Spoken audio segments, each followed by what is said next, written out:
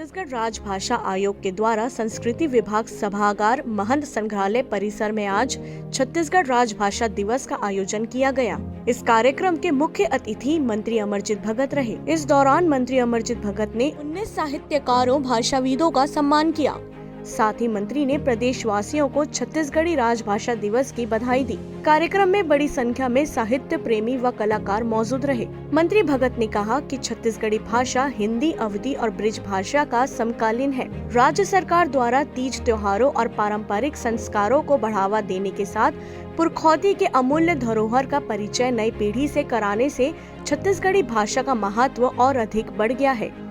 छत्तीसगढ़ी में बोलने में संकोच करने वाले लोग भी अब छत्तीसगढ़ी में गर्व से बात करते हैं। उन्होंने कहा कि छत्तीसगढ़ी भाषा के विकास को हमें आगे ले जाना है। इसके लिए छत्तीसगढ़ी को दैनिक बोलचाल के साथ साहित्य सृजन और प्रचार प्रसार की भाषा बनाने की आवश्यकता है।